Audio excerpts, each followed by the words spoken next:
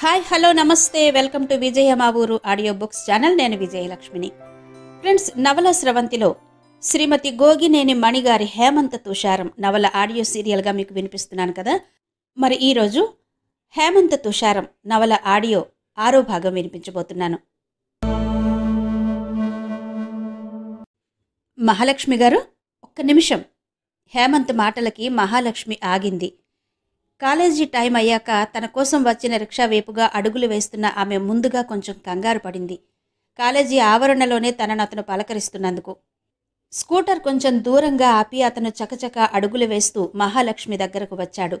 ఏంటన్నట్టు కనుచూపుతోనే ప్రశ్నించింది. నా ఉత్తరానికి ఏదో విధంగా సమాధానం చెబుతారని ఎదురుచూసి ఇక ఆగలేక ఏదో ఒకటి చెప్పండని అడగడానికే. ఏం చెప్పాలి?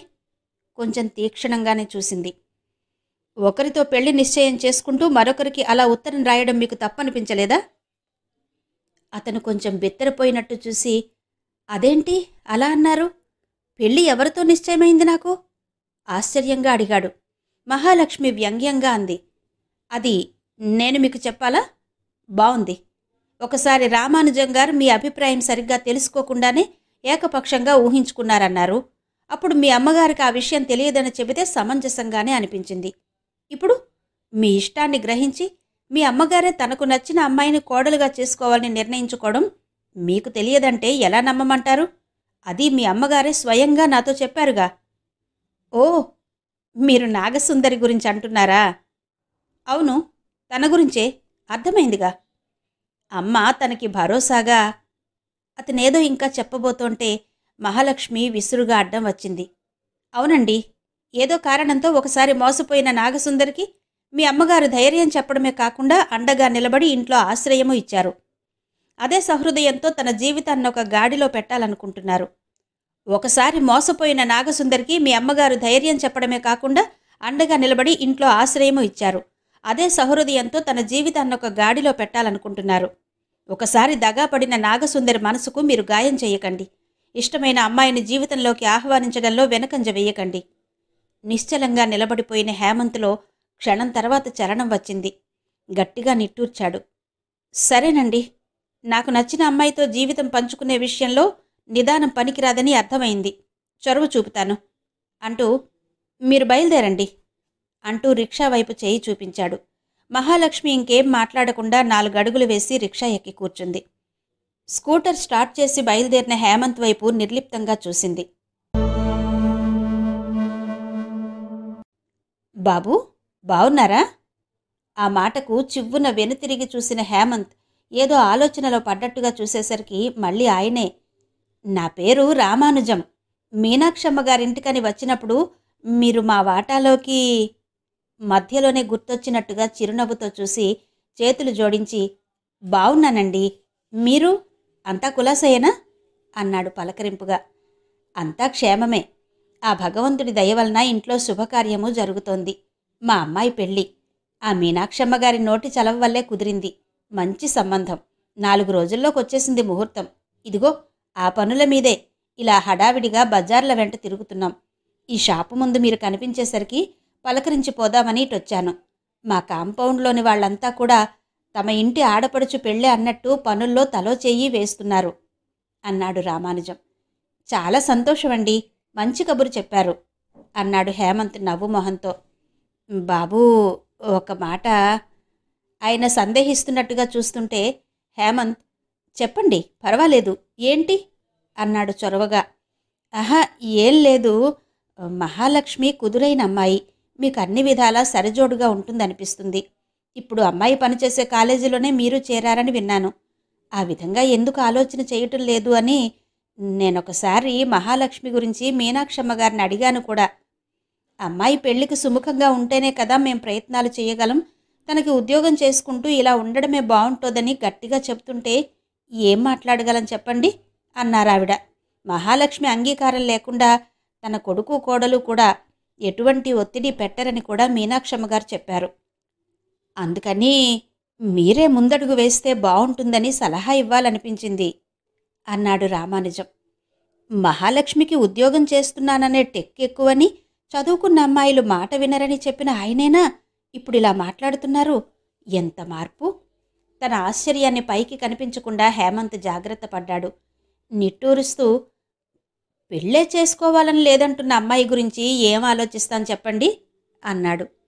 నచ్చినవాడు ఎదురుపడితే అభిప్రాయాలు మారిపోతాయండి అంటూ ఆయన చిరునవ్వుతో చూశాడు. పెద్దవాడిని, చెబుతున్నాగా, మీరు ముందుగా అమ్మాయి అభిప్రాయం కనుక్కోండి. మీలాంటి వాడిని కాదంటుందని అనుకోను. తర్వాత పెద్దవాళ్లతో సంప్రదింపులు జరపొచ్చు. మీరొకసారి వాళ్ళింటికి వచ్చి మహాలక్ష్మితో మీనాక్షమ్మ గారితో మాట్లాడి చూడండి. అది మీకు మీ ఇంట్లో వాళ్ళకి ఇష్టమైతేనే అనుకోండి. మీరు మంచి సలహానే ఇచ్చారు. అమ్మతో మాట్లాడి. అంతలోనే ఆయన అన్నాడు, అవునవును, అలాగే చెయ్యండి. మీరీ మధ్యలో ఒక్కసారి కూడా వచ్చినట్టు లేదు కూడా అన్నాడు. ఆయన తన పని మీద హడావిడిగా వెళ్ళిపోగానే హేమంత్ కూడా కదిలాడు.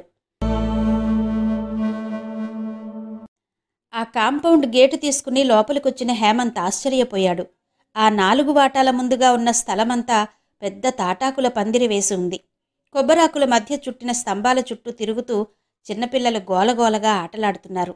తలుపు తట్టిన శబ్దానికి తలుపు తీసిన మీనాక్షమ్మ హేమంత్ని చూసి ఆనందాశ్చర్యాలతో ఆహ్వానించింది. కుర్చీ చూపించి లోపలికి వెళ్ళి మహాలక్ష్మికి ఆ విషయం చెప్పి మంచినీళ్ల గ్లాసుతో తిరిగొచ్చి అతని చేతికి అందించింది.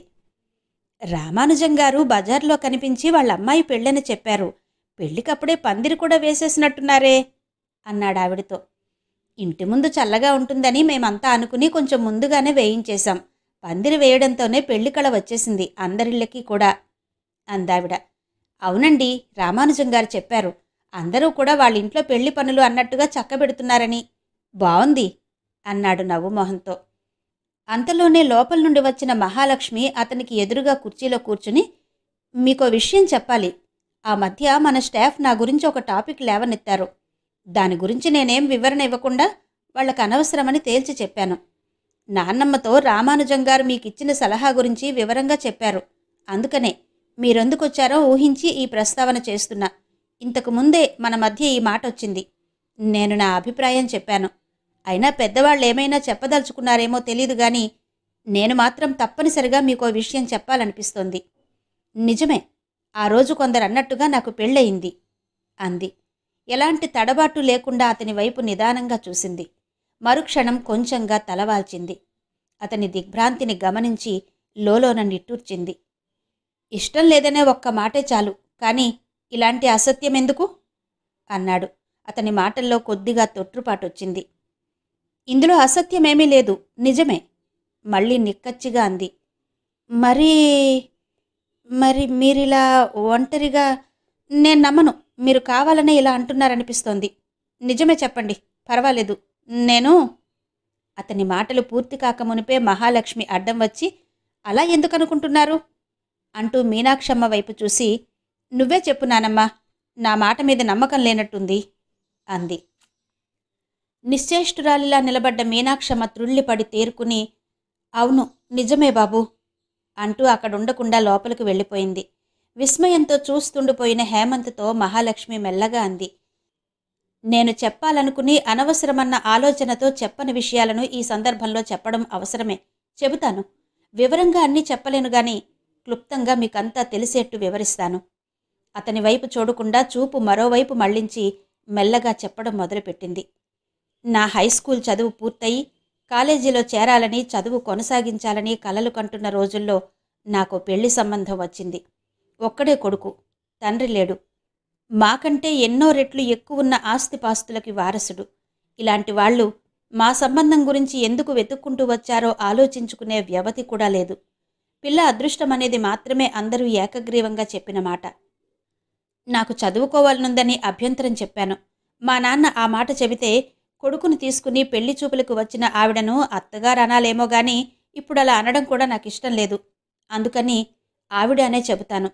నా ఇష్టానికి అడ్డేమీ లేదని, మా ఊరు నుండైనా కాలేజీకి పొరుగురు వెళ్లాల్సిందే కాబట్టి పెళ్ళయ్యాక వాళ్ల ఊరు నుండే వెళ్లి చదువు కొనసాగించవచ్చని తెలియచేయడంతో నేను ఆనందించాను. మా కుటుంబం గౌరవం తెలిసి నా రూపలావణ్యాలు, గుణగణాల గురించి విని మా సంబంధం కోసం వచ్చామని వాళ్ళు చెప్పిన మాటల్ని మేం నమ్మాం. కట్నకానుకలు అవసరం లేదని, ఆర్భాటాలు లేకుండా తొందరలోనే పెళ్లి చేసేయమని అడిగితే అది వాళ్ల సహృదయత, సంస్కారం అని ఆనందించాం కూడా. అయితే పెళ్ళవగానే ఆవిడ పెట్టిన కండిషన్కి మా వాళ్ళు కళ్ళు తేలేశారు. పెళ్ళయ్యి ఒక పిల్లాడో పిల్లో పుట్టే వరకు అటూ ఇటూ రాకపోకలు ఉండకూడదట. వాళ్ళత్తగారు అలానే చేసింది కాబట్టి ఆవిడ అదే సాంప్రదాయాన్ని పాటిస్తున్నానని చెప్పేసరికి ఇదెక్కడా వినలేదే అని విస్తుపోవడం తప్ప చేసేదేం లేకపోయింది. గొప్పవాళ్లతో బియ్యమందితే వాళ్ళేం చెప్పినా తలొగ్గాల్సిందేననుకుని చింతించి ఊరుకున్నాను. అక్కడికి వెళ్ళాక తెలిసింది అప్పటికే అతను ఒక అమ్మాయితో సంసారం సాగిస్తున్నాడని. ఆ అమ్మాయి గనక కోడలుగా వస్తే తన పెత్తనం అనేది ఉండదనే విషయం ఆవిడకి తెలుసు. వాళ్ళ ఆస్తిపాస్తులన్నీ కోర్టు లావాదేవీల్లో ఉన్నాయి. అందువల్ల వాళ్ళింటి బరువు బాధ్యతలన్నీ తమవే అవుతాయని గ్రహించిన ఆవిడ తన పెత్తనానికి తలొగ్గి కిమ్మనకుండా పడి ఉండే అమాయకురాలి కోసం వెతికి మా ఊరికి చేరిందన్నమాట. నేనొక్కదాన్నే కాబట్టి మాకున్న కొద్దో గొప్పో ఆస్తిపాస్తులన్నీ ఎలాగూ చెందుతాయనే ఉద్దేశంతో మాత్రమే కట్నకానుకల ప్రసక్తి తీసుకురాలేదని అర్థమైంది. ప్రతిరోజు వాళ్ల లంకంత కొంప గురించి, ఏడాది తిరిగేసరికల్లా ఇంటికి చేరే 10 పుట్ల ధాన్యం గురించి పదే పదే చెప్పుకోవడంతో నాకేం ఇబ్బంది లేదు. కానీ అదే పనిగా కాని కట్నం లేకుండా వాళ్ళింటి కోడల్ని నైపోయానని దెప్పుతున్నా ఎలాగో భరించాను. అయితే నా చదువుకు అభ్యంతరం చెప్పినప్పుడు మాత్రం బాగా కృంగిపోయాను. చదువుకోవాలనే నా కోరిక తీరలేదు. అతనేమో తనకి ఇష్టమైన అమ్మాయితో బాహాటంగానే చెట్టాపట్టాలేసుకుని తిరుగుతూ నా వైపు చూడడానికి కూడా మనసొప్పనట్టుగా ఉంటుంటే ఆ ఇంట్లో నా ఉనికికి అర్థం లేదనిపించింది. బయటపడితే కుటుంబ పరువు పోతుందనే భావనతో నా ఆశలకు సమాధి కట్టిన ఆ పంజరంలోనే ఉండిపోవాల్సొచ్చింది. అందర్నీ బాధ పెట్టడం కంటే అదేదో నేనొక్కదాన్నే భరించడం మంచిదనే నిర్ణయానికొచ్చాను. గుడ్డిలో మెల్ల అన్నట్టుగా పుట్టింటి వాళ్ళెవరూ రాకూడదనే నిబంధన ఉండడం వలన నా గురించి మా వాళ్ళెవరికీ తెలిసే అవకాశం లేకుండా పోయింది. అందుకే ఆవిడ దాష్టీకానికి ఎదురు లేదు. నేనైనా ఆవిడ పెత్తనాన్ని లోలోన ఖండించడం ఎదిరించడమే గాని బయటపడలేదు. ఆ కాపురం పట్ల నాకేమాత్రం అనురక్తి ఏర్పడలేదు. నా చదువుకి గండిపడడం, మా వాళ్లకు దూరంగా ఉండాల్సి రావడం ఇవే నన్ను లోలోపల తొలిచేస్తూ ఉండేవి. ఇంతలో ఇంకొక విచిత్రం జరిగింది. వాళ్ల బంధువుల వీలునామా ప్రకారం అతనికి పుట్టే ప్రథమ సంతానానికి ఆస్తి వస్తుందనే విషయం వాళ్ళిద్దరి మాటల్ని బట్టి ఊహించగలిగాను. అప్పటి నుండి నా మీద ప్రేమ చూపించడం మొదలు పెట్టేసరికి అది మరీ సంకటంగా మారింది. ఇంకొక అమ్మాయిని ప్రేమిస్తూ తల్లి బలవంతం మీదో ఆస్తి మీద ఆశతోనో నన్ను వివాహం చేసుకున్నందుకు కొంచెం కోపం మాత్రమే అతని మీద ఉండేది. తెచ్చిపెట్టుకున్న ప్రేమతో దగ్గర కావడాన్ని అస్సలు భరించలేక చీకొట్టినట్టుగా దూరంగానే ఉండిపోయాను. కోర్టు దావాలో అతను సహజీవనం సాగిస్తున్న అమ్మాయి కుటుంబానికే ఆస్తి సంక్రమించినట్టుగా వార్త వచ్చింది. దాంతో మళ్లీ నన్ను వదిలించుకోగలిగితే బావుండుననే ఆలోచన వచ్చిందేమో మరి. వాళ్ల ప్రవర్తన బట్టి నేను ఊహించిన విషయాలివి. ఒకరోజు నేను వాళ్ల మాట లక్ష్య పెట్టలేదనే ఆరోపణతో మా నాన్నను వచ్చి బుద్ధి చెప్పాల్సిందిగా మా ఇంటికి కబురు పెట్టారు. వాళ్లకా ఆలోచన రావడము నాకు శాప విముక్తికి కారణమైందనుకుంటాను. మా నాన్న రాగానే వాళ్లు నా తప్పుల జాబితా చదివి వినిపించారు. నాకైతే నేను చెప్పాల్సిన అవసరం లేకుండా ఆ ఇంట్లో నేను అనుభవిస్తున్న కష్టాల చిట్టాను వాళ్లే విప్పి చూపించినట్టుగా అయింది. నాన్న బతిమాలితే బెట్టు చూపించి తగవు పెంచి లాభసాటి బేరం ఏదైనా చెయ్యాలని ఆలోచించారేమో, నాకైతే తెలీదు. కానీ జరిగింది మాత్రం పూర్తిగా వేరే. నాన్నగారు మారు మాట్లాడకుండా నన్ను వెంట పెట్టుకుని బయలుదేరారు. ఆ మరునాటికి నన్ను వాళ్ళింటికి తిరిగి తీసుకురాకపోతే కాపురానికి చెల్లుచీటి ఇచ్చినట్టేనని హెచ్చరించినా నాన్న లక్ష్య పెట్టలేదు. ఆ ఇంటి నుండి బయటకు అడుగు పెట్టాకే నాకు అర్థమైంది. కొన్నాళ్లు జైలు జీవితం గడిపాక మాత్రమే స్వేచ్ఛా స్వాతంత్రాల విలువ బాగా తెలుస్తుందని. జరిగిందంతా విన్నాక మా అమ్మ బాధపడింది. నా కాపురాన్ని ఎలాగైనా చక్కదిద్దాలని తాపత్రయపడింది కూడా. ఆ సమయంలో నాన్నమ్మే నాకు అండగా నిలబడింది. నా ఇష్టానికి వ్యతిరేకంగా ఏమీ జరగకూడదని తీర్మానించింది. దాంతో అమ్మ వాళ్ళు మా బంధువులంతా ఏమనుకుంటారో అన్న ఆలోచనకి స్వస్తి చెప్పారు. అలా నాన్నమ్మ సాయంతో మా ఊళ్ళో మకాం పెట్టి కాలేజీలో చేరి చదువు కొనసాగించాను. మొదటి నుండి నా చదువు పట్ల శ్రద్ధ చూపించే మా బాబాయ్ కూడా ప్రోత్సహించి సహకారం అందించారు. చదువు పూర్తి చేసి ఇలా ఉద్యోగంలో స్థిరపడే వరకు మాత్రమే కాకుండా ఇప్పటికీ నాన్నమ్మ నా వెంటే ఉంది. ఇలా నా జీవితం ఓ మేలు మలుపు తిరగడానికి మా అమ్మా నాన్నల అంగీకారం తోడ్పాటు ఉన్నాగాని ముఖ్య కారణం మాత్రం మా నాన్నమ్మే. నాన్నమ్మకి కష్టం కలిగించే ఏ చిన్న పనైనా చెయ్యను. ఆనందం కలిగించడానికి ఎంతటి కష్టాన్నైనా భరించడానికి వెనుకాడను. చెప్పడం పూర్తి చేసిన మహాలక్ష్మి నిశ్చేష్టుడై కూర్చున్న హేమంత్ వైపు తల తిప్పి నిదానంగా చూసింది. మెల్లగా నిట్టూర్చి, ఇంకొక విషయమూ చెప్పాలి. మీకు తెలిసి ఉండకపోవచ్చు. కానీ నేనిప్పటి వరకు చెప్పిన నా కథలో అతనితో పెళ్లి కాకుండానే కాపురం చేసిన ఆ అమ్మాయి పేరు నాగసుందరి అంది. అతను త్రుళ్ళిపడి, ఏంటి అంటూ అప్రయత్నంగా లేచి నిలబడ్డాడు. మహాలక్ష్మి కూడా లేచి నిలబడి మెల్లగా చెప్పింది, అవును, తనే. ఆ ఇంటికి ఒకసారి వచ్చినప్పుడు ఆవిడ గట్టిగా గదమాయిస్తున్నట్టుగా మాట్లాడడం విని లోపలి గది కిటికీ తెరిచి చూశాను. అంతే. ఆ ఒక్కసారే తప్ప మళ్ళీ చూడలేదు. నేనా ఊళ్ళో ఉండగా నేను ఏ ఒక్కరి ఇంటికి వెళ్ళిందీ లేదు. ఆవిడ అభీష్టం గ్రహించి కాబోలు ఇంటికి వచ్చిన వాళ్ళు కూడా నా దగ్గర కూర్చునేవాళ్లు కాదు. అందుకే నాగసుందరికి నేను తెలీదు. మీ ఇంట్లో చూసినప్పుడు తనెవరో నేను గుర్తుపట్టగలిగాను. కానీ తనకి మాత్రం నేను తెలీదు. ఇది విషయం. నేను మా ఇంటికొచ్చేసిన కొన్నాళ్లకి వాళ్ళు విడాకులిస్తున్నట్టుగా కాగితం పంపించడం జరిగింది. ఆ బంధం తెగిపోయిందని నిర్ణయించుకుని నిశ్చింతగా ఉండడానికి అది సరిపోతుందని కొందరి సలహాల వల్ల తెలుసుకుని మా వాళ్ళు మిన్నకుండిపోయారు. నా ఊహ ప్రకారం నన్ను వదిలించుకున్నాక నాగసుందరితో పెళ్లి మాటలు జరిపి ఉండొచ్చు. వాళ్ల ప్రవర్తన గమనించాక వాళ్ల మనస్తత్వాలను అంచనా వేసిన తను తిరస్కరించడం జరిగి ఉంటుందనుకుంటున్నా. తనకు అబార్షన్ చేయించాలనే కన్నవాళ్ల ఆలోచన నచ్చక బయటకు వచ్చేసిన నాగసుందరి ధైర్యాన్ని, చదువుకుని కన్న కూతుర్ని పెంచుకుంటూ ఒంటరిగా ఉండిపోవాలనే తన నిర్ణయాన్ని మెచ్చుకోవలసిందే. మీ అమ్మగారి మాటల్ని బట్టే ఈ విషయాలు తెలిసాయి. జీవితంలో తోడు తప్పనిసరని పెళ్లికి ఒప్పించానని నాతో మీ ఇంటికొచ్చిన రోజే చెప్పారు.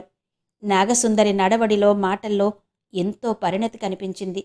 నాగసుందరి గురించి, తన కూతురు గురించి అన్ని విషయాలు తెలిసి ఆశ్రయమిచ్చిన మీ అమ్మగారే తనని కోడలుగా చేసుకోవడం ఎంతో మంచి నిర్ణయమని నాకు అనిపించింది.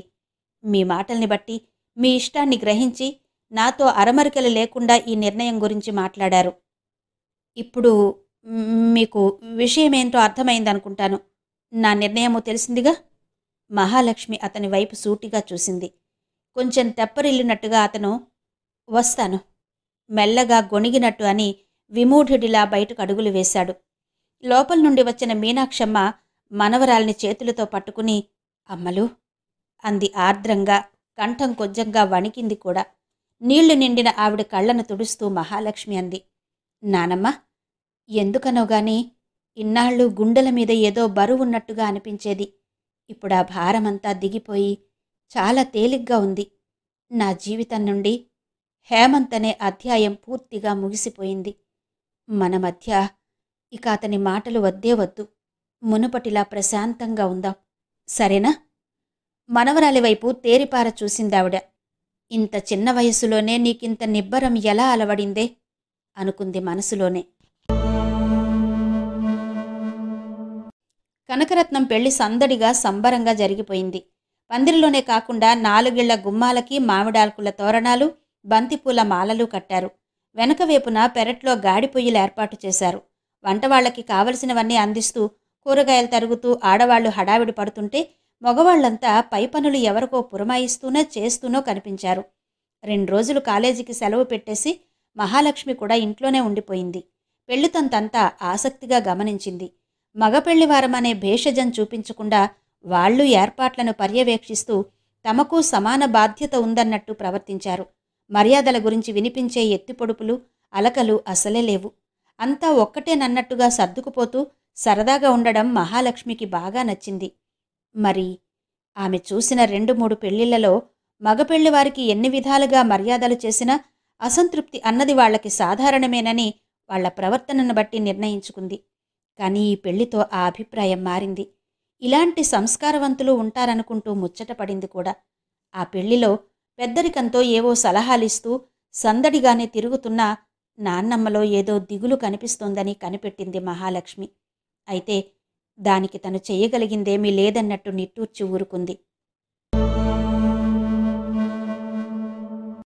ఆ రోజు కాలేజీకి బయలుదేరడానికి తలుపు తీసిన మహాలక్ష్మి ఒక్క క్షణం నిశ్చేష్టురాలై నిలబడిపోయింది. ఎదురుగా నాగసుందరి నిలబడి ఉంది. మరి నేను వస్తున్నట్టుగా మీకు ముందే తెలిసినట్టుందే, తలుపు తీశారు అంది నవ్వుమొహంతో. ఏం సమాధానం చెప్పాలో తోచనట్టుగా అలా చూస్తూండిపోయిన మహాలక్ష్మితో చనువుగా, నన్ను లోపలికి రానివరా ఏంటి అంది. తేరుకున్నట్టుగా చిరునవ్వుతో, రండి అంది మహాలక్ష్మి. ముందు నన్ను అండి అని గౌరవించడం మానేయండి. నేను అక్క అని పిలుస్తాను సరేనా అని అడిగింది. అలాగే అన్నట్టుగా మహాలక్ష్మి తల ఊపింది. లోపల నుండి వచ్చిన మీనాక్షమ్మ ఎవరన్నట్టుగా మనవరాలి వైపు చూసింది. మహాలక్ష్మి పేరు చెప్పగానే ఆవిడ తుళ్ళిపడినట్టయి ఒక్క క్షణం బిగుసుకుపోయి అంతలోనే తేరుకుంది. నా పెళ్లి విషయం ముందుగా మీకు చెప్పి ఆశీస్సులు తీసుకోమని అత్తమ్మ చెప్పడంతో మీ దగ్గరకొచ్చానండి బామ్మగారు అంది నాగసుందరి. నాగసుందరి మాటలకు ఆవిడ ఆశ్చర్యంగా చూస్తూ కదలిక లేనట్టుగా నిలబడిపోయింది. నాగసుందరి చిరునవ్వుతో చూస్తూ, బామ్మ, ఏంటలా నిలబడిపోయారు? నేను మీ మనవరాల్నే అనుకుని దీవించండి అంటూ మీనాక్షమ్మ పాదాలనంటి నమస్కరించింది. ఆవిడ అమ్మాయి తలపై చెయ్యి పెట్టి పైకేమీ వినిపించకుండా పెదవులు కదిలించింది ఆశీర్వదిస్తున్నట్టు. పెళ్ళి అంటూ అందర్నీ పిలవడం లేదు. మీలాంటి పెద్దలు 10 మందికి ఈ కబురు చెప్పి పిలవాలనుకుంటున్నానంతే. ముందుగా మీ ఇంటికే వచ్చాను అంది సుందరి. మహాలక్ష్మి చిరునవ్వుతో, అయితే పెళ్లి పిలుపన్నమాట. మా ఆశీస్సులు నీకెప్పుడూ ఉంటాయి సుందరి. మంచి వార్త చెప్పావు. సంతోషం. ఒక్క క్షణం కూర్చో అంటూ లోపలికి వెళ్ళి తను కొని తెచ్చుకున్న చీర ఇంట్లో ఉన్నది పట్టుకొచ్చి నాగసుందరి చేతుల్లో పెట్టి, ముందుగా నేనే నీ అక్కగా పెళ్లి కానుక ఇస్తున్నాను అంది. అయ్యో అక్క, ఇవన్నీ ఎందుకు? నువ్విలా ఆదరంగా పలకరిస్తావనే నేను అనుకోలేదు. నువ్వు చక్కగా ఆత్మీయంగా మాట్లాడడమే నాకు 10,000. నాగసుందరి మాటలకు, అయితే హేమంత్ తను చెప్పిందంతా నాగసుందరికి చెప్పాడన్నమాట అనుకుంది. మహాలక్ష్మి చేతుకున్న రిస్ట్ వాచి వైపు చూస్తుంటే మళ్ళీ తనే అంది, అక్క, నువ్వు కాలేజీకి బయలుదేరు. నీకోసం గేటు దగ్గర రిక్షా కూడా వచ్చింది. నేను 2 నిమిషాలు కూర్చుని బామ్మ చేతి కాఫీ తాగి తాపీగా బయలుదేరతాను. మహాలక్ష్మి దగ్గరకు వచ్చి మెల్లని స్వరంతో, అక్క, నా మీద కోపం లేదుగా, క్షమించు అంది. మహాలక్ష్మి ఆత్మీయంగా తన భుజాల చుట్టూ చెయ్యి వేసి, కోపమా? అస్సల్లేదు. నిన్ను మనస్ఫూర్తిగా అభినందిస్తున్నాను అంటూ బై చెప్పి బయటకు వెళ్ళింది. మీనాక్షమ్మ కదలిక వచ్చినట్టుగా తేరుకుని, కూర్చోమ్మా, కాఫీ తెస్తాను అంటూ వంటగదిలోకి వెళ్ళింది. సాయంకాలం కాలేజీ నుండి ఇంటికి రాగానే మహాలక్ష్మి నాయనమ్మని ఆరాగా అడిగింది, అవును, నాగసుందరి పెళ్ళి ఎప్పుడని చెప్పింది? ఏమోనే, తేదీ ఏదో చెప్పిందనుకుంటా, కానీ నేను పట్టించుకోలేదు. మనమేమైనా వెళ్తామా ఏంటి అంది. కాలేజీలో హేమంత్ ఇంకా ఎవరిని పెళ్ళంటూ పిలవలేదు. బహుశా ముహూర్తం కొంచెం దూరంలోనే ఉందేమో అనుకుంది మహాలక్ష్మి. మనవరాల వైపు పరిశీలనగా చూస్తూ, ఏంటి ఆలోచిస్తున్నావు? అది సరేగాని, నువ్వు ముచ్చటపడి కొనుక్కున్న ఆ ఖరీదైన చీర ఆ పిల్లకెందుకిచ్చేశావే? ఇంకో 2 ఉన్నాయిగా, వాటిల్లో ఒకటిచ్చినా సరిపోయేది అందావిడ. నాన్నమ్మ, నన్ను అక్క అంటూ ఇష్టంగా పిలుస్తున్న అమ్మాయికి పెళ్లి కానుక నామకార్థంగా ఇవ్వడం నాకిష్టం లేదు. నాకు నచ్చిందే ఇవ్వాలనిపించింది. అవునులే, నీకు ఇష్టమైంది ముఖ్యమైంది ఇచ్చేశావు, ఇదంతా అంటూ నిట్టూర్చిందావిడ.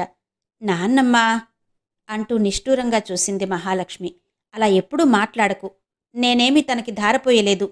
సుందరి తనకు కావలసిన వాటిని తన స్వశక్తితోనే సాధించుకోగలిగింది. అది గుర్తుపెట్టుకో. మనవరాలి కంఠస్వరంలోని తీక్ష్ణతకి ఆవిడ ఉలిక్కిపడి విస్మయంగా చూస్తూ, సరే సరే, నేనేమీ తన్ని అండంలేదులే, ఏదో నా బాధ నాది మెల్లగా గొణుక్కుంటున్నట్టుగా అని లోపలికి వెళ్ళిపోయిందావిడ. ఆ మరునాడే కాలేజీ నుండి ఇంటికి వచ్చిన మహాలక్ష్మి దుప్పటి కప్పుకుని మంచం మీద పడుకుని ఉన్న మీనాక్షమ్మని ఆదుర్దాగా చూసి, ఏంటి నానమ్మా, ఈవేళప్పుడు పడుకున్నావు? బాగాలేదా అని అడిగింది. అవునమ్మా, ఏంటో కొంచెం నీరసంగా దడగా కూడా ఉంది అని జవాబిచ్చింది మూలుగుతున్నట్టుగా. అయితే పద, డాక్టర్ దగ్గరికి వెళ్ళొద్దాం అంది తొందర పెడుతున్నట్టుగా. లేచి నెమ్మదిగా కూర్చో, కాఫీ చేసి తీసుకురానా? కొంచెం ఓపిక వస్తుంది అడిగింది మహాలక్ష్మి. అంత కంగారేం లేదే, ఇక్కడ హాస్పిటల్స్కి వెళ్ళడం నాకు ఇష్టం ఉండదు. నా శరీర తత్వం మన ఊరి ఆచారి గారికే బాగా తెలుసు. ఆయన మందులు వాడడమే మంచిదనిపిస్తోంది. నేను కొన్నాళ్ళు మన ఊళ్ళోనే ఉంటా. మరి నీకెలా? అదేంటి నానమ్మ, నీ ఆరోగ్యం గురించి నేను ఆందోళన పడుతుంటే నువ్వు నా ఉద్యోగం గురించి ఆలోచిస్తున్నావు? కొన్నాళ్ళు సెలవు పెట్టేసి నేను నీ వెంటే మన ఊరికొచ్చేసి ఉంటాను. వాళ్ళు సెలవు ఇవ్వకపోతే ఉద్యోగం మానేయడానికైనా నేను రెడీనే. నీకంటే నాకేదీ ముఖ్యం కాదు అంది మహాలక్ష్మి. మీనాక్షమ్మ మొహం పువ్వులా విచ్చుకుంది. నిజమా? అయితే కొన్నాళ్ళు మన ఊళ్ళోనే ఉందాం. రేపే ఓ 2 నెలల పాటు సెలవు చీటీ ఇచ్చేయి. కాదంటే ఇంకో దారి ఉందని నువ్వే చెప్పావుగా. ఈవేళ మన ఊరి వాళ్ళు వస్తే నేనిలా అక్కడకు రావాలనుకుంటున్నానని మీ నాన్నకి కబురు అందించమని చెప్పాను. రేపీ పాటికి నా ఆలోచన ప్రకారం అయితే మీ అమ్మా నాన్న ఇద్దరూ వస్తారు. నెల 2 నెలల తర్వాత వచ్చేటట్టయితే ఈ ఇల్లే ఎందుకు, ఇంకోటి చూసుకోవచ్చు. అందుకని మన సామానెంతుందిలే, ఆ కొంచెం సర్దేసుకుని ఇల్లు ఖాళీ చేసేయటమే మంచిదనిపిస్తోంది. ఏమంటావ్? అందావిడ. నాన్నమ్మ వైపు మహాలక్ష్మి ఆశ్చర్యంగా చూసింది. ఇదంతా ముందుగానే ఊహించి పెట్టుకుందా, లేక నిజంగా ఇప్పటికిప్పుడు తీసుకుంటున్న నిర్ణయాలేనా? ఆమెకు అర్థం కాలేదు. ఆ మర్నాడు మహాలక్ష్మి తల్లి తండ్రి వచ్చారు. అప్పటికే చాలా సామాను మీనాక్షమ్మ చకచకా సర్దేసింది. నాన్నమ్మ హుషారు చూస్తుంటే మహాలక్ష్మికి వింతగా అనిపించింది. మన ఊరికి వెళ్తున్నందుకేనా నీకింత హుషారు వచ్చేసింది? అనారోగ్యం మటుమాయం అయిపోయినట్టుందే అని అడిగింది. నేను వెళ్తున్నందుకు కాదే, నువ్వు మన ఊళ్ళో కొన్నాళ్లుంటానని ఒప్పుకున్నందుకే నాకింత ఆనందంగా ఉంది. మన ఊళ్ళో మన వాళ్ల మధ్య కొన్నాళ్లుంటే నా ఆరోగ్యమే కాదు, నీ మనసు కుదుట పడుతుందని. నా మనసుకేమైంది? ఎందుకలా అంటున్నావు? ఆ మాటలు మహాలక్ష్మి మనసులోనే ఆగిపోయాయి, పైకి రాలేదు. బుకాయించడమెందుకు అనుకుంటూ మౌనంగా ఉండిపోయింది. సామానంతా బండికెక్కించేశారు. ఆ కాంపౌండ్లోని వాళ్లంతా చుట్టుముట్టారు. మీరెళ్ళిపోతుంటే చాలా దిగులుగా అనిపిస్తోంది. అమ్మ వాళ్ళని వదిలి కాపురానికి ఇక్కడికొచ్చినప్పుడు కూడా నాకింత బెంగ కలగలేదు అంటూ కామేశ్వరి కళ్ళ నీళ్లు పెట్టుకుంది. అవును, అందరికీ పెద్ద దిక్కులా ఉండేవారు. ఈ కాంపౌండ్ కళే పోతున్నట్టుగా ఉంది అని మరొకరు వంతపాడుతూ అందరూ ఆదరంగా వీడ్కోలు చెప్పారు. అప్పుడప్పుడు వచ్చి వెళ్తూనే ఉంటాం. మీరంతా కూడా ఒకసారి మా ఊరికి తప్పకుండా రావాలి అంటూ మీనాక్షమ్మ అందరివైపు ఆత్మీయంగా చూసింది. తప్పకుండా వస్తాం, ముక్తకంఠంతో ఆనందంగా అన్నారందరూ. ఊరికి రాగానే చుట్టుపక్కల వాళ్లని బంధువులని పలకరిస్తూ సందడిగా 2 రోజులు గడిచిపోయాయి. 3వ రోజు ఆచారిగారు వచ్చి మీనాక్షమ్మని పరీక్షించి చూశారు. నాన్నమ్మగారికి ఏ అనారోగ్యం లేదమ్మా, అంతా బాగానే ఉంది అని బలానికి అంటూ ఏవో టానిక్లిచ్చారు. ఇక్కడికొచ్చాకే కాదండి, మన ఊరికొచ్చేస్తున్నామనే నిర్ణయానికి రాగానే నాన్నమ్మకి సగం బాగైపోయినట్టుగా హుషారొచ్చేసింది. ఇక చెప్పేదేముంది, ఊళ్ళోకి అడుగు పెట్టగానే ఎంత చురుకుదనం వచ్చేసిందో. మహాలక్ష్మి మాటలకు ఆయన చిన్నగా నవ్వారు. స్వంత ఊరి గాలి నీరు సగం వైద్యం చేసేసాయన్నమాట. ఇక మనవరాలి పెళ్లి కబురు చెవిన పడిందంటే ఓ 10 ఏళ్ల వయసైనా తగ్గిపోదు అన్నాడాయన. మహాలక్ష్మికి చిరాగ్గా అనిపించినా అణుచుకుని చిరునవ్వుతో చూసింది. ఏంటో, ఎవరికైనా సరే తనను చూడగానే పెళ్లి విషయమే గుర్తుకు వస్తుందా అని లోలోన విసుక్కుంది. ఆమె మనసులో మాట పసిగట్టినట్టుగా ఆయన మళ్ళీ అన్నాడు. అమ్మాయి, పెళ్ళే జీవిత పరమార్థమా అని అడగొచ్చు, కానీ పెళ్లి కూడా జీవితంలో ముఖ్యమైందేనమ్మా. ఇదెవరూ కాదనలేం. ఒక్కో వయస్సులో ఒక్కొక్కరు తోడుగానే జీవితం సవ్యంగా సాగుతుందని మాలాంటి పెద్దవాళ్లం అనుకుంటాం. అందుకే మీ నాన్నమ్మగారు నీ పెళ్లి చూడాలనే తహతహలాడుతున్నారనిపిస్తుంది. మహాలక్ష్మి అవును నిజమే అన్నట్టుగా చిరునవ్వుతో తల ఊపింది. అమ్మలు, ఈరోజే నాగసుందరి పెళ్ళి. నిన్ననే వసుంధర గుర్తు చేస్తూ తప్పక రావాలని చెప్పారు. మీ నాన్నకి చెబితే అద్దెకారు తెప్పించాడు. త్వరగా బయలుదేరు. మీనాక్షమ్మ మాటలకు మహాలక్ష్మి కళ్ళు పెద్దవి చేసి చూస్తూ, ఏంటి, మనం పెళ్లికి వెళ్ళాలా? వెళ్లాల్సిన అవసరం లేదనుకున్నాంగా. నిజమేనే, నిన్నావిడ కబురు పంపించారని నీకు చెప్పడం మర్చిపోయాలే. మీ నాన్నకి మాత్రమే చెప్పినట్టున్నాను. సరేలే, ఏవైతేనే నీ తరపున ఇద్దరం వస్తామని నేనే మాటిచ్చేశాననుకో. నాకోసం నాకిష్టం లేని పనైనా చేస్తానంటావుగా అందావిడ. అవునవును, నువ్వు చెప్తుంటావుగా. నచ్చ చెప్పడానికి ప్రయత్నించడమే తప్ప నా మనసుకు నొప్పి కలిగించే పని ఏది పురమాయించనని. దానికేమంటావు అంది మహాలక్ష్మి. ఇప్పుడు అదే మాట నాది. పద, వెళ్ళొచ్చేద్దాం. వస్తామని చెప్పి రాకపోతే వాళ్ళు వేరేగా అనుకుంటారు. నా సంగతి మాత్రం అనవసరం, వాళ్ళేదో అనుకుంటారట. మనసులోనే విసుక్కుంటూ అయిష్టంగా లేచి తయారైంది మహాలక్ష్మి. దారిలో మీనాక్షమ్మ ఉత్సాహంగా, అమ్మలు, ఇంత తొందరలోనే మనం మళ్ళీ ఈ ఊరికొస్తామనుకోలేదు కదూ అంది. మహాలక్ష్మి నిరాసక్తంగా తల ఊపి ఊరుకుంది. కారు వెళ్తోన్న దారి చూసి మహాలక్ష్మి, ఇదేంటి ఇలా వెళ్తున్నాం? హేమంత్ వాళ్ళిల్లు ఇటేగా అంది కొంచెం కంగారుగా. డ్రైవర్ దగ్గర అడ్రస్ కాగితం ఉంది, సరిగ్గానే తీసుకెళ్తాళ్లే. మనం వెళ్తున్నది వాళ్ళింటికే.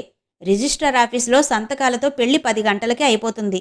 మనల్ని వాళ్ళింటికే రమ్మన్నారు.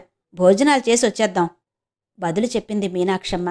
తనకు తెలియకుండానే చాలా ఆలోచనలు చేసేస్తుందేంటి నానమ్మ? మనసులోనే ఆశ్చర్యపోయింది మహాలక్ష్మి. హేమంత్ వాళ్ల ఇంటి ముందు కారు ఆగగానే గేటు దగ్గరకు ఎదురొచ్చిన నాగసుందరి అక్కా అంటూ ఆనందంగా మహాలక్ష్మి చెయ్యి పట్టుకుంది. మీనాక్షమ్మతో ఇచ్చిన మాట నిలబెట్టుకున్నారు బామ్మ, అక్కని తీసుకొచ్చారు అంది. లోపలికి అడుగువేసిన మహాలక్ష్మి గుమ్మం దగ్గరగా నిలబడిన హేమంత్ వైపు నిర్లిప్తంగా చూసింది. నాగసుందరి కొత్త చీరలో పెళ్లి కూతుర్లా ఉంది. కానీ హేమంత్ మాత్రం మామూలుగా సాదాసీదాగానే ఉన్నాడే అనుకుంటూ అతని పక్కనే నిలబడి తమనే చూస్తున్న వ్యక్తిని గమనించి తుళ్ళిపడింది. రాఘవరావు. తన మనసులో కూడా ఎప్పుడూ ఆ పేరు తలుచుకునేది కాదు. ఆయనగారు ఎందుకనో గాని తనకు అలాగే అలవాటైంది. నాగసుందరి మహాలక్ష్మి వైపు చిరునవ్వుతో చూసి, ఏంటక్కా అలా నిలబడిపోయావు? రాఘవ నేను అమ్మా నాన్నలమయ్యాక ఇన్నేళ్లకు పెళ్లి చేసుకున్నాం అంది గుసగుసగా చెవిలో చెప్పినట్టుగా. అప్పటికి ఆశ్చర్యం నుండి కొంచెం తేరుకుంది మహాలక్ష్మి. అయితే పెళ్ళికొడుకు హేమంత్ కాదా? ఇదెలా జరిగింది? నాయనమ్మకి అన్నీ ముందే తెలుసన్నమాట. ఆలోచనల నుండి ఆశ్చర్యం నుండి నాగసుందరి మాటలతో బయటపడింది మహాలక్ష్మి. హేమంత్ మహాలక్ష్మి వైపు చిరునవ్వుతో చూసి మౌనంగానే ఉండిపోయాడు. రాఘవరావు మాత్రం కొంచెం బెదురుగా మహాలక్ష్మి దగ్గరకు వచ్చి, నన్ను క్షమించు మహాలక్ష్మి అంటూ చకచక అడుగులు వేస్తూ బయటకు వెళ్ళిపోయాడు. అతనితో పాటు హేమంత్ కూడా వెళ్ళాడు. మీనాక్షమ్మ వసుంధరతో చనువుగా లోపలికి వెళ్ళింది. భోజనాలు ఏర్పాటు చూద్దాం పదండి అని వాళ్ళనుకోవటం విని మహాలక్ష్మి, నానమ్మ నీకన్నీ తెలుసు కూడా ఏమీ తెలియనట్టు మామూలుగా ఎలా ఉండగలిగావు? మనసులోనే నిర్ఘాంతపోయింది మహాలక్ష్మి. హాలు గదిలోని సోఫాలో మహాలక్ష్మిని కూర్చోబెట్టి పక్కనే నాగసుందరి కూర్చుంది. అక్కా, నువ్వు నన్ను ఒకసారి మాత్రమే చూశానని, నేనసలు నిన్ను చూడనే లేదని అనుకుంటున్నావు. కానీ నేను నిన్ను 2-3 సార్లు దూరం నుండి చూశాను. అందువల్ల నీకీ విషయం తెలియదనుకో. నిన్నిక్కడ చూసినప్పుడు గుర్తుపట్టాను. కానీ నేనది బయట పెట్టలేదు. ఆ రోజు పెళ్లి పిలుపంటూ మీ ఇంటికొచ్చినప్పుడు నేను బామ్మిచ్చిన కాఫీ తాగుతూ చాలా చాలా విషయాలు చెప్పాను. ఓపిగ్గా విన్నారు. నీకు నేను చెప్పే వరకు ఏ విషయం నీ దగ్గర ప్రస్తావించవద్దని అర్థించాను. ఎందుకంటే నా సంజాయిషి ఏంటో స్వయంగా నేనే చెప్పాలనుకున్నాను. మరి జరిగిన దానిలో అన్యాయమంటూ జరిగింది నీకే కదా. ఆ కాలంలోని చేదు జ్ఞాపకాల్ని చెరిపేసుకుని కొత్త జీవితానికి పునాది వేసుకోగలిగావు. ఇంకొకరెవరైనా అయితే జీవితాంతం కుమిలిపోతూనే ఉండేవాళ్లేమో. నీ పట్ల నిర్లక్ష్యం చూపడంలో రాఘవ కంటే అత్తదే ప్రధాన పాత్ర. తన అత్తగారి పెత్తనంలో బాధలు అనుభవించటంతోనో ఏమో ఆమె మనసు కరుడు కట్టిపోయింది. తను అనుభవించిన శిక్షలన్నీ కోడలు అనుభవించాల్సిందే అనుకుని ఉంటుంది. మీ ఇంటి విషయాలన్నీ అప్పట్లో నాకు తెలుస్తుండేవి. కనుకే ఇలా చెబుతున్నాను.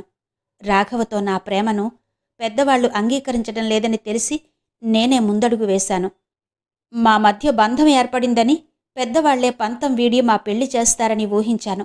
అయితే తొందరపడి అత్త రాఘవ పెళ్లి నీతో జరిపించేసింది. మీ పెళ్ళైనా నేను మాత్రం రాఘవకు దూరం కాలేదు. నిజం చెప్పాలంటే రాఘవ ప్రేమలోనే నిజాయితీ ఉంది. వివాహ బంధాన్ని ఆసరా చేసుకుని నీకు దగ్గరవ్వాలని ప్రయత్నించలేదు. అవునా? అప్పట్లో నీకు చదువు పట్ల వ్యామోహమే గాని వివాహ బంధం పట్ల అనురక్తి కూడా లేకపోవడమో, మీ మధ్య అనుబంధం ఏర్పడకపోవడానికి ఒక కారణం అయి ఉంటుందేమో. అది నాకు సరిగ్గా తెలీదు. ఎవరో దాయాదుల ఆస్తి కోసం పిల్లల్ని కనాలని తల్లి ప్రోత్సహించి మభ్యపెట్టినా నీ నిర్లక్ష్యంతో మిన్నకుండిపోయాడు గాని భర్తగా దౌర్జన్యం చెయ్యలేదన్నది నిజమే కదా. అందుకే వివేకంతో ఆలోచిస్తే జరిగిన దానిలో నా తప్పే ఎక్కువగా కనిపిస్తోంది. నువ్వా ఇంటి నుండి వెళ్ళిపోయాక నాతో పెళ్లి మాటలు ప్రారంభించారు. కోర్టులో దావా గెలిచి మా ఆస్తి మళ్లీ మాకు చేజిక్కించిందని ఆ నిర్ణయానికొచ్చారని అతనితో పెళ్లికి నేను అంగీకరించలేదు. అప్పట్లో నాకు అహం చాలా ఎక్కువగానే ఉండేది. అందరూ నా అందచందాల్ని పొగడ్డం వల్లనో ఏమో మరి. అదెంత మూర్ఖత్వమో ఇప్పుడు నాకర్థమవుతోంది. నీకు బాపు బొమ్మ అనే పేరుందని నీ ఫ్రెండ్స్ అంతా అలా పిలుస్తారని విని నిన్ను చూడడానికి మీ ఇంటికోసారి వచ్చిన అత్త వలన నా ప్రయత్నం ఫలించలేదు. ఆ తర్వాత దూరం నుండి 2-3 సార్లు నిన్ను చూడగలిగాను. ఆ విషయం నీకు తెలియకపోవడం వల్లనే నిన్ను నేను గుర్తుపట్టలేదని ఇక్కడ మొదటిసారి కలుసుకున్నప్పుడు అనుకున్నావని ఊహించాను. హేమంత్ బావకి కూడా ఈ విషయాలన్నీ తెలుసు. అనవసర ప్రసంగమనే ఉద్దేశంతోనే తను నీ దగ్గర ఆ సంగతులేవీ ప్రస్తావించలేదనుకుంటా. కాకపోతే ఆ విషయాలన్నీ నువ్వు చెప్పినప్పుడు ఆశ్చర్యంగా విన్నాడట. మా అమ్మ వాళ్లతో అబార్షన్కి అంగీకరించనని చెప్పి ఇక్కడికొచ్చినప్పుడు వసుంధర అత్తమ్మే నాకు ఆశ్రయమిచ్చి ఆదుకుంది. హేమంత్ బావ ప్రోత్సాహంతోనే కొత్త జీవితాన్ని ప్రారంభించాను. రాఘవ్ కూడా ఇంకొకరితో పెళ్లికి అంగీకరించక ఒంటరిగానే మిగిలిపోయాడు. తన తల్లి దూరమయ్యాక వ్యసనాలకి బానిసై అనారోగ్యం పాలయ్యాడు. ఇప్పటికీ నాతో కలిసి ఉండాలనే కోరిక ఉందని చెప్పినప్పుడు ముందు ఆ వ్యసనాలకు దూరం కావాలని షరతు పెట్టాను. అది పాటించడంతో అతని నిజాయితీ పట్ల నాకు నమ్మకం కలిగింది. ఈ సమయంలోనే అత్తమ్మ నాకో తోడు తప్పనిసరి అని నచ్చచెప్పి సంబంధాలు కూడా చూడ్డం మొదలుపెట్టిందని నాకు తెలిసింది. అప్పుడే ఎవరో అన్న మాటల్ని బట్టి అత్తమ్మే నన్ను కోడలిగా చేసుకుందామనే ఆలోచన వచ్చి నీతో సంప్రదించిందట కదా. ఆ విషయం నువ్వు ఈ ఇంటికి వచ్చిన రోజే మాకు చెబితే మేమిద్దరం మా అభిప్రాయాలు తెలియచేశాం. అక్క, నేనప్పటికే రాఘవతోనే నా జీవితాన్ని కొనసాగించాలని నిర్ణయించుకున్నాను. ఇప్పుడు నీకంతా వివరంగా తెలిసిందిగా. ఇప్పుడు రాఘవ దురలవాట్లన్నిటికీ దూరం అయ్యాడు. అంతేకాదు, జీవితాంతం నాకు తోడుగా పాపకు తండ్రిగా నిలబడతానని పదే పదే ప్రాధేయపడ్డాడు. అందుకని ఎప్పటికీ ఒంటరిగా ఉండాలన్న నిర్ణయాన్ని అత్తమ్మ మాటలతో మార్చుకున్న నేను రాఘవ పట్ల నమ్మకం కలిగి అతని ప్రతిపాదనను అంగీకరించాను. ముందుగా నీ అనుమతి, క్షమాపణ పొందాలనుకున్న హేమంత్ బావ ద్వారా నీకు నా మీద ఎలాంటి వ్యతిరేకత, ఆగ్రహం లేదని తెలిసి ఈ పెళ్లికి ఇష్టంగానే అంగీకరించాను. ఇప్పుడు చెప్పక్క, నేను చేసింది సరైందేగా, తప్పులేదుగా అంటూ మహాలక్ష్మి చెయ్యి పట్టుకుంది. నీది మంచి నిర్ణయమే సుందరి, మెల్లగా అభినందిస్తున్నట్టుగా చెప్పింది మహాలక్ష్మి. సుందరి పెదవులపైకి చిరునవ్వొచ్చింది. బరువు తీరినట్టు తేలిగ్గా నిట్టూర్చింది. ఇన్నాళ్లకి పిల్లని కూడా కన్నాక ఇప్పుడు పెళ్లిపీటలపై కూర్చోవడం నాకిష్టం లేకపోయింది. రిజిస్టర్ మ్యారేజీకి రాఘవ్ కూడా అంగీకరించడంతో అలా జరిగిపోయింది. మా ఊళ్ళో మా వాళ్ళు కూడా మా నిర్ణయానికి ఆనందించారు. ఈరోజు అక్కడ మా ఇంట్లో కొద్దిమంది బంధువులకు విందు భోజనం ఏర్పాటు చేస్తున్నారు. మా ఇద్దరితో పాటు మా ఊరికి హేమంత్ బావ కూడా వస్తున్నాడు. సాయంకాలానికి తిరిగొచ్చేస్తాడు అంటూ నాగసుందరి లేచి నిలబడి, అదుగో వాళ్ళు టాక్సీ కూడా తీసుకొచ్చేశారు, ఇక వెళ్ళిరానా అని అడిగింది. మహాలక్ష్మి మౌనంగా చూస్తూ నిలబడిపోయింది. ఇంతవరకు శ్రీమతి గోగినేని మణిగారి హేమంత తుషారం నవల ఆడియో 6వ భాగం విన్నారు కదా. మిగిలిన కథ తరువాతి భాగాల్లో వినిపిస్తాను. అంతవరకు సెలవు. నమస్తే.